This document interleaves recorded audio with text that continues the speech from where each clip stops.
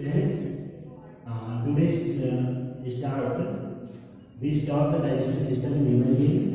आज हम लोग यह जानेंगे कि मानव में किस प्रकार भोजन का पाचन होता है और उसके कौन कौन से पार्ट्स होते हैं। तो there are two types of digestive system in human beings. First is the alimentary canal and digestive tracts. पूरे भोजन की पाचन के लिए इसमें दो पार्ट में डिवाइड किया गया है, एक तो एलिमेंट्री कैनाल और दूसरा डाइजेस्टिव ट्रैक्ट्स, भोजन को पचाने वाली ग्रंथियां और उसके part. We start I discuss alimentary canal. This is the human alimentary canal about 9 inches long, present to the mouth to anus. यह जो होती है हमारे माउथ से एनस तक फैली लगभग 9 मीटर लंबी नाल होती है, जिसके विभिन्न पार्ट होते हैं। तो these parts show to the figure mouth to anus. There are different parts of the alimentary canal in human beings. There are many parts, one by one. First is the buccal cap. First is the mouth. First part, mouth. Mouth is the outer parts. Intake the food material through the mouth. यह बाहर की ओर खुलता है और इससे हम लोग भोजन को अपने हाथों से माउथ के अंदर रखते हैं। तो it is a first part, यह फाइनल पार्ट होता है जहाँ से माउथ इसके द्वारा फूड को अंदर लिया जाता है। सेकेंड, बकल कैविटी, जिसे हम कहते हैं मुख ग्रासक गुटिका, जहाँ से भोजन को ग्रहण किया जाता है, अंदर की ओर भोजन को लिया जाता है। तो this cavity present in the inside of the mouth. This mouth present the tongue, cheek, teeth, saliva. This part present the mouth chewing. इस पार्ट में क्या होता है, भोजन को चबाया जाता है। छोटे छोटे पार्ट में ब्रेक करने का काम टीथ करते हैं। जो टीथ 4 टाइप होते हैं, incision, canine, premolar and molar. ये दांतों की सहायता से फूड को छोटे छोटे पार्ट में डिवाइड किया जाता है और हमारे उस माउथ में सैलिवा प्रेजेंट होता है और सैलिवा फूड के अंदर अच्छे तरीके से मिक्स हो जाता है, जिससे हमें आगे बढ़ाने में हेल्प मिलती है। And next point is pharynx. Pharynx is a small parts where passage to the food material oesophagus to stomach. यहाँ बकल कैविटी के जो पीछे का पार्ट होता है वो फायरिंग्स कहलाता है, जहाँ से भोजन को ग्रहण किया जाता है और आगे की ओर पीछे की ओर ये एसोफेगस के थ्रू भेजा जाता है। यहाँ पे है फायरिंग्स, बकल कैविटी के जस्ट पीछे होता है, जहाँ से फूड को अंदर की ओर भेजा जाता है। यह केवल फूड को आगे बढ़ाने में हेल्प करता है। Next point, oesophagus. This is oesophagus. Oesophagus is a long tubular structure connected to the upper parts of the pharynx and lower parts of the stomach। ये ऊपर की ओर pharynx से और नीचे की ओर esophagus से जुड़ी होती है। They pass to the food material pharynx to stomach। ये भोजन को आगे की ओर बढ़ने में हेल्प करता है। The esophagus wall secrete the mucus। Mucus is a jelly-like substance help to the food material passes through the stomach। Next point, stomach. Stomach is a organs which store the food material. Stomach ऐसा part होता है जहाँ पे food को store किया जाता है about 3 hours, 3 घंटे तक, और 3 घंटे तक इसमें मंथन की क्रिया होती है। एसोफेगस में एक और पॉइंट है, इसमें जब फूड पार्टिकल्स इसमें आता है तो इसकी वॉल में एक मूवमेंट क्रिएट होता है जिसे पेरिस्टालसिस मूवमेंट कहते हैं, जो ऊपर से नीचे की ओर ये फूड को आने में हेल्प करता है। एक वेव लाइक स्ट्रक्चर बनता है जो फूड को आगे की ओर हेल्प करता है। स्टमक प्रेजेंट द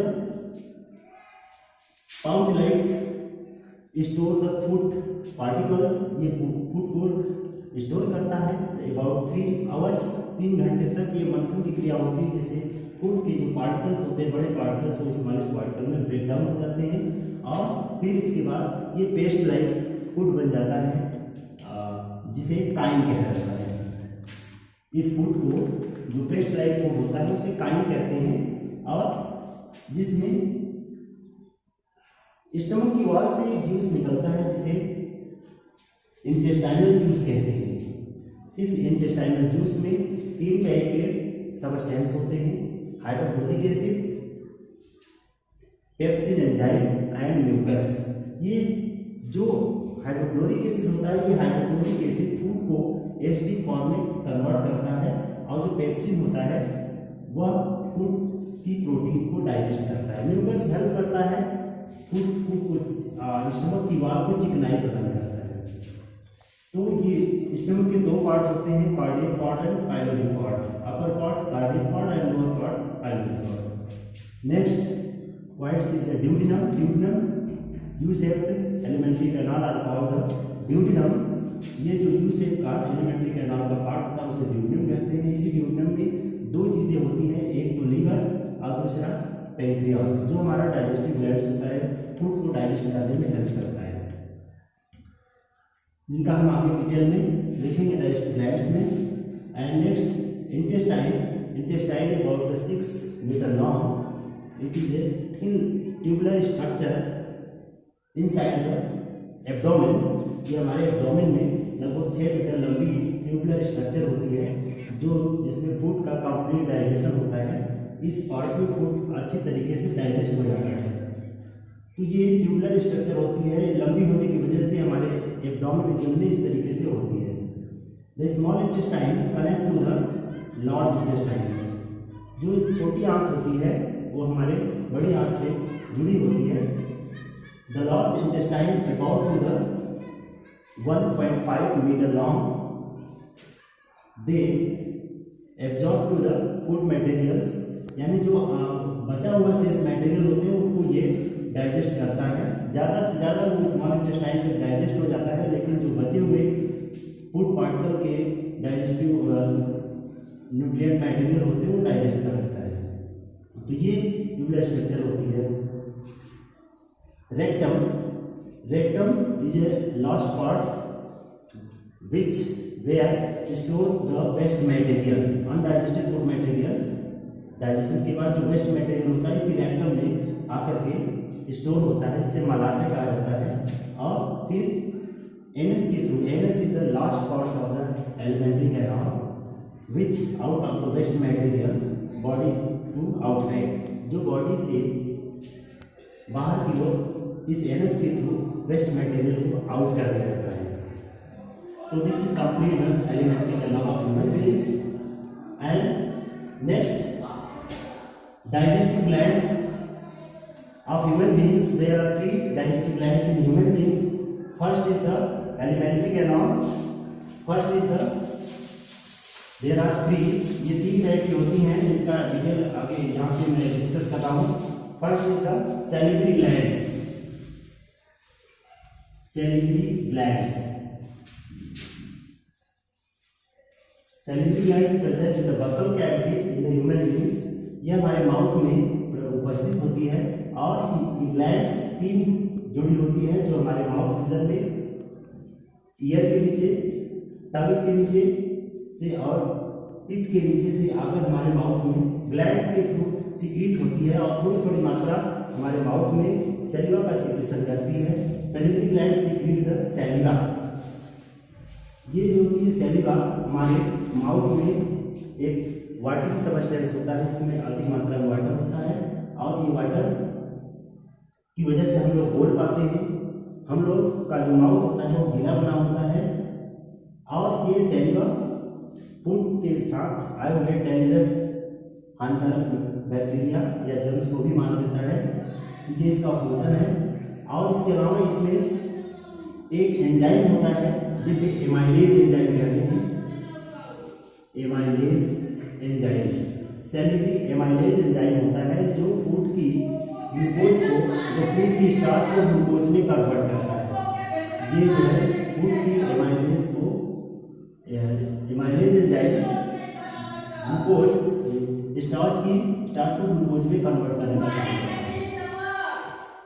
तो next digestive glands, second is the liver. liver is a bile. It is present the gallbladder by the duct through secrete the bile juice. Liver की सर्फेस पर एक होती है गॉल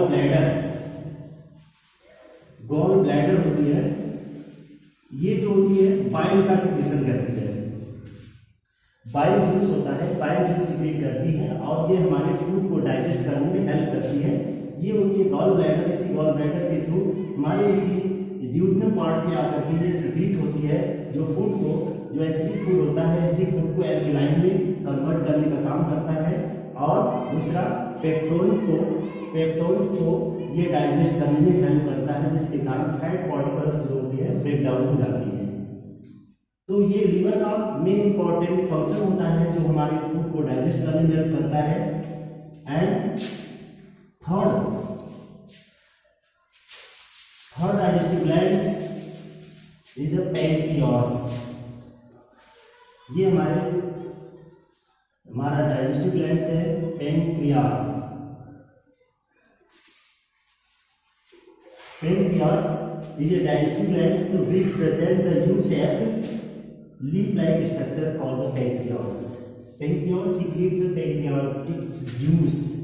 Pancreas से pancreatic juice निकलता है, जिसमें अनेक प्रकार के एंजाइम्स होते हैं, amylase, lipase, amylopsin, different types of the enzymes present in the pancreas. Pancreas में कई प्रकार के एंजाइम्स होते हैं जो कार्बोहाइड्रेट, प्रोटीन्स और फैट्स, प्रोटीन का डाइजेशन करते हैं डिफरेंट टाइप के। तो ये लाइपेज, एमाइलेज, ट्रिप्सिन, ये डिफरेंट टाइप के एंजाइम जो हमारे पेंक्रियाटिक जूस में उपस्थित होते हैं। Amylase, trypsin and lipase. तो एमाइलेज कार्बोहाइड्रेट का डाइजेशन करता है, ट्रिप्सिन ये प्रोटीन को डाइजेस्ट करता है and lipase digestion of fats. तो तीन टाइप के ये फूड का डाइजेशन करते हैं, जिसकी वजह से ये फूड हमारा कंप्लीट डाइजेस्ट हो जाता है। तो there are 3 types of the digestive glands. Okay, this video today we start class 10 life process. Next video में हमने न्यूट्रिशन इन एनिमल्स का डिस्कस किया था। आज न्यूट्रिशन इन अमीबा। अमीबा में किस प्रकार पोषण होता है, इनके बारे में आज मैं इसका डिटेल आप लोगों के सामने क्लियर कर रहा हूं। तो there are 3 types of the nutrition in animals. इन अमीबा में किस प्रकार से पोषण होता है, अमीबा कैसे फूड फीडिंग करता है, उसका पूरा प्रोसेस मैं इस पॉइंट में समझा रहा हूं। There are 3 types of the nutrition process. There are 5 types. First is the ingestion, digestion, absorption, assimilation and digestion. First steps in amoeba. Amoeba is a unicellular organism. Their body made up of single cell, single nucleus. They have no any mouth, but the food catch with the help of finger-like projection called the pseudopodia. यह amoeba जो होता है एक कोशिकीय प्राणी होता है। यह इनमें कोई माउथ नहीं होता है। यह स्यूडोपोडिया की सहायता से जो भी फूड मटेरियल होता है, यह अपने स्यूडोपोडिया से अपने बॉडी के इनसाइड में लाता है।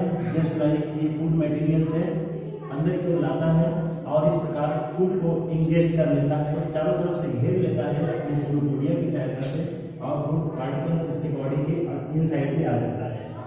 तो इस प्रकार ये इंगेशन ऑफ फूड करता है, फूड को अपने स्यूडोपोडिया की सहायता से। जो इसके स्यूडोपोडिया होते हैं उसकी सहायता से ये कैच करता है। Second points, digestion. This food is again digest in the unicellular body in the amoeba. Amoeba is a unicellular.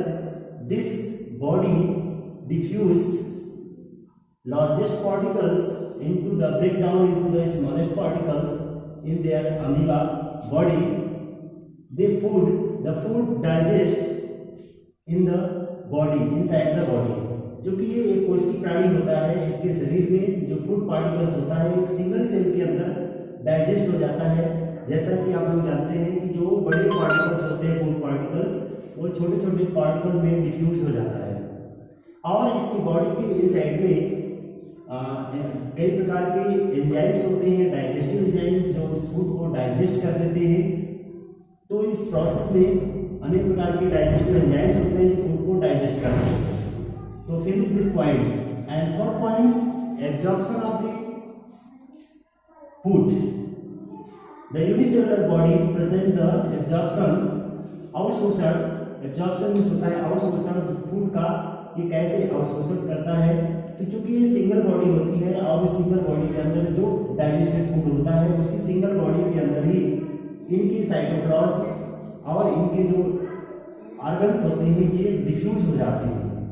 तो जो इनकी बॉडी के अंदर फूड का डाइजेशन होता है डिफ्यूजन प्रोसेस के थ्रू होता है। जो डाइजेस्टिव फूड पार्टिकल्स होते हैं ये पूरी साइटोप्लाज्म के अंदर डिफ्यूज हो जाती है। तो diffusion process, the food particles diffuses in the whole body and finish this points and next 4 points, assimilation of the food particles. क्योंकि अमीबा यूनिसेलुलर होता है, इसमें किसी भी प्रकार की वेसल्स नहीं होती है, one place to other place food material को जाने के लिए कोई जरूरत नहीं होता है। एसिमिलेशन का मतलब होता है अवशोषण। अवशोषण मीन्स जो डाइजेस्टिव फूड पार्टिकल्स है इनके पूरी बॉडी में डिफ्यूज होकर के एनर्जी क्रिएट करता है, जिसकी वजह से ये ग्रो करता है, वृद्धि करता है, बड़ा होता है और लिविंग कंडीशन में बना रहता है, यानी भरपूर मात्रा में इसको एनर्जी मिल जाती है। तो इस प्रोसेस में एसिमिलेशन होता है। And last points, egestion of the food.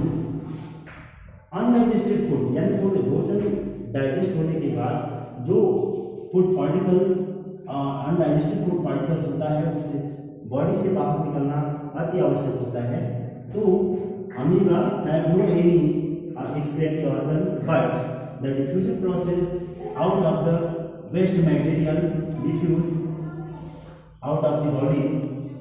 So the waste material out of the body are called the egestion of food. Egestion of food means food material को बाहर निकालना।